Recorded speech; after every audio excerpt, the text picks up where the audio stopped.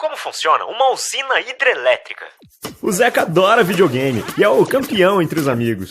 O pai do Zeca é escritor e trabalha em casa usando o laptop. A mãe do Zeca fica preocupada e sempre prepara um cafezinho para ele. Agora, você tem ideia que o videogame do Zeca, o laptop do pai do Zeca e a cafeteira da mãe do Zeca têm em comum? A energia elétrica. De onde ela vem? Pode-se conseguir energia elétrica de várias formas. Queima de petróleo, carvão ou gás, fissão nuclear.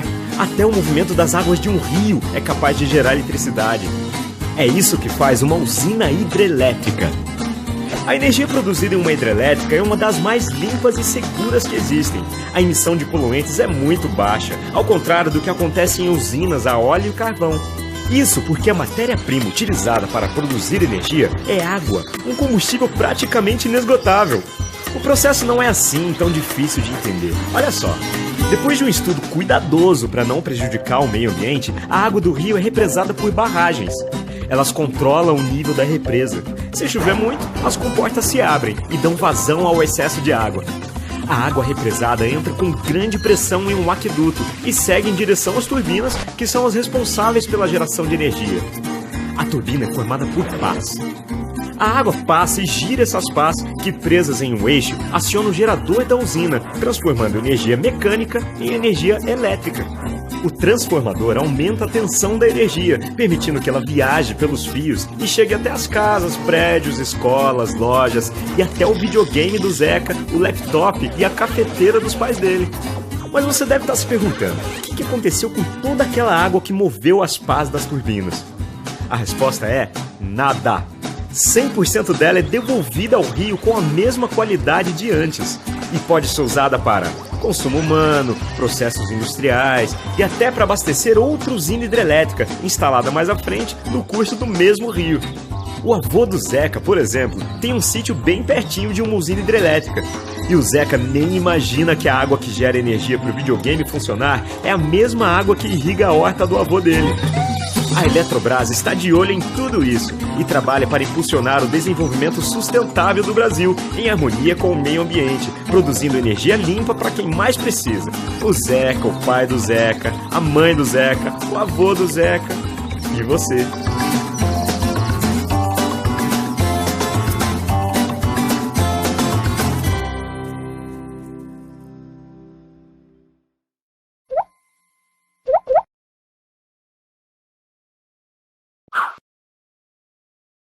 Energia térmica é calor. Calor não é um tipo de energia que um corpo possui. Ele troca, dá ou recebe. Condição necessária para que haja energia térmica em trânsito. Diferença, gradiente de temperatura. Dois corpos ou dois meios em contato térmico, que não significa necessariamente contato físico. Contato térmico é quando você tem alguma maneira de deixar que a energia térmica seja transmitida. Aí pode ser por irradiação, por convecção ou por condução. O calor pode se propagar por algum desses meios através de sólidos, de líquidos, de gases e até no vácuo. Desde que haja, então, contato térmico entre dois corpos ou dois ambientes, você vai ter a transferência de energia térmica, vai ter a transferência de calor. Falando agora especificamente de uma amostra, de um corpo que recebe calor ou que perde calor, que transformações isso pode ocasionar no corpo? São dois efeitos exclusivos. Ou esse calor trocado vai variar a temperatura do corpo para mais ou para menos, ou seja, o corpo vai ser aquecido ou resfriado, ou vai provocar uma mudança de fase. Matematicamente falando, quando a gente fala em calor que provoca variação de temperatura, é o que você conhece como calor sensível, o famoso Q igual a mc ΔT, o ΔT de variação de temperatura. Agora, se esse calor trocado serve para provocar uma mudança de fase, durante a mudança de fase, nós não temos variação de temperatura. Nesse caso, então, é o que se conhece como calor latente, o famoso Q igual a M vezes L. Uma coisa é importante de observar. Fisicamente falando, calor sensível e calor latente não tem diferença nenhuma. Imagine que você pega uma pedra de gelo e coloca na frigideira e põe sobre o fogo no fogão. A gente sabe o que vai acontecer com o tempo. De tanto receber calor, essa pedra de gelo derrete, vira água líquida. Se você continuar com o fogo aceso, ela vai evaporar, vai ferver, vai passar do estado líquido para o estado de vapor. Ora, durante todo esse tempo e durante as transformações ocorridas, tanto na mudança de temperatura quanto nas mudanças de fase, se você observa a chama do fogão, você vai perceber que nada acontece de diferente. Calor é calor. Quando a gente fala em calor sensível e calor latente, a gente está querendo falar dos efeitos que a troca de calor pode produzir sobre um corpo, sobre uma substância. É isso. E aí, curtiu o vídeo? Não esquece de dar uma força para o canal continuar no ar. Um joinha que tu dá aí, ajuda a melhorar as estatísticas do canal. Outra coisa, se é a tua primeira vez aqui no canal, inscreva-se. Cada vez que um vídeo novo for publicado, você vai ser avisado por e-mail. É isso.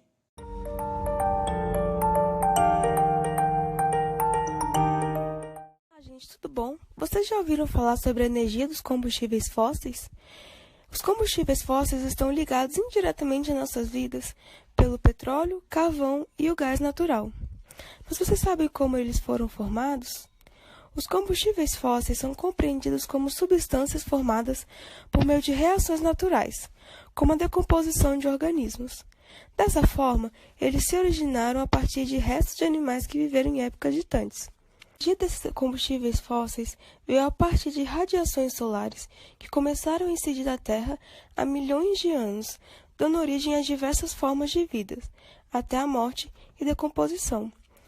Há aproximadamente 300 milhões de anos, uma grande variedade de plantas cresceram e morreram em regiões pantanosas. Dessa forma, os combustíveis fósseis consubstanciam a energia solar acumulada por fotossíntese em vegetais e em determinados organismos que deles se nutrem, ao longo de milhões de anos. Ou seja, boa parte da energia produzida há milhões de anos foi conservada nos combustíveis fósseis. Como podemos ver na imagem, algumas forças e variáveis são necessárias para que os combustíveis fósseis sejam formados. São elas o tempo, o calor e a pressão. O material orgânico decomposto por fungos e bactérias é levado pela chuva, rios e mares para as camadas profundas da crosta terrestre. Em grandes profundidades, esse material organiza-se química e fisicamente na forma dos combustíveis que conhecemos, estruturas que possuem como base química o carbono. A fossilização faz parte do ciclo geológico do carbono, responsável por estabelecer o equilíbrio energético em nosso planeta, estocando esse elemento em camadas profundas da Terra, de modo que ele não atue diretamente no efeito estufa. Os combustíveis fósseis resultam em a última etapa do ciclo geológico do carbono e são responsáveis por impedir que uma quantidade excessiva desse elemento permaneça na atmosfera. Existem 3 tipos principais de combustíveis fósseis: o petróleo, carvão e o gás natural. O petróleo é compreendido como uma grande variedade de misturas de hidrocarbonetos e outros compostos orgânicos, de diversas massas moleculares. Nos petróleos pesados e betumes, a proporção de hidrocarbonetos está em torno de 50%, e nos leves pode chegar a 95%. Além disso, é a matéria-prima de subprodutos como gasolina, óleos, gás natural, óleo diesel, entre outros. O carvão possui 2 tipos, mineral e o vegetal.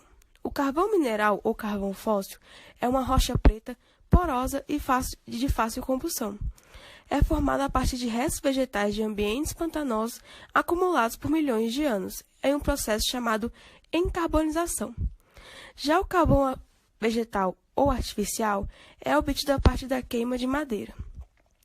A combustão do carvão é muito poluidora, implicando, entre reações como essas mostradas abaixo.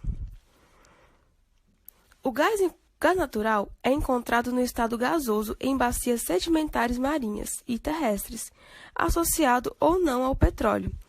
É composto por uma mistura de hidrocarbonetos leves com predominância do metano. A partir de todas as informações, podemos concluir que o petróleo é a principal fonte de energia atualmente, e a sua extração pode ser feita tanto nos mares como no continente. utiliza grande tecnologia no processo de extração e, apesar de ser um processo caro, gera diversos produtos muito utilizados em diversos setores. Por outro lado, são muitos os impactos negativos para o ambiente e também para a saúde dos trabalhadores ligados com a extração. Dentre eles, podemos citar a emissão de gases do efeito estufa, favorecendo o aquecimento global. Por fim, a consequência da energia solar acumulada pela fotossíntese ao longo de centenas de milhões de anos, o petróleo tornou-se a principal fonte energética para a humanidade nos últimos anos.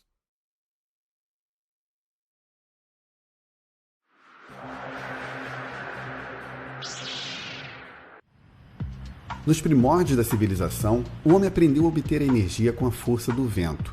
O termo eólico deriva da mitologia grega. Éolo era o senhor dos ventos.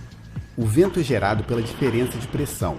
O ar mais quente sobe e o ar da região de menor pressão se desloca para ocupar o espaço. Esta energia é capturada pelo aerogerador.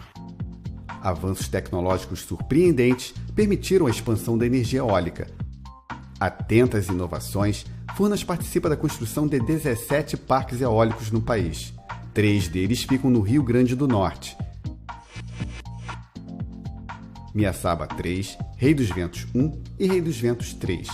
Neles, por exemplo, os aerogeradores possuem 80 metros de altura, até 8 vezes mais alto do que os da década de 1980. Um único aerogerador produz 1,67 megawatt-hora de energia, o suficiente para atender até 9.000 pessoas com consumo moderado. Para aproveitar com maior eficiência a força do vento, as pás usam princípios aerodinâmicos. No litoral potiguar, os ventos são constantes, com velocidade de 10 a 12 metros por segundo, o ideal para estes aerogeradores. Se a velocidade do vento for superior a 23 metros por segundo, as pás ficam na posição paralela ao vento e o sistema é interrompido para evitar danos ao equipamento. O movimento das pás faz girar um eixo que liga o cubo do rotor a um gerador no interior da nacelle, o compartimento no topo da torre. A nacelle tem um diâmetro de 6 metros. Somado com 40 metros de carapá, a gente fica com um rotor de 86 metros, que é a área que vai receber o vento e dentro do aerogerador transformar esse movimento em energia. Na engrenagem, a energia mecânica, depois de passar por um multiplicador, será transformada no gerador em energia elétrica. Com investimentos e incentivos, a produção de energia eólica no país cresceu 73% em 2012, em relação ao ano anterior. Furnas ajuda a criar um novo cenário para a energia no Brasil.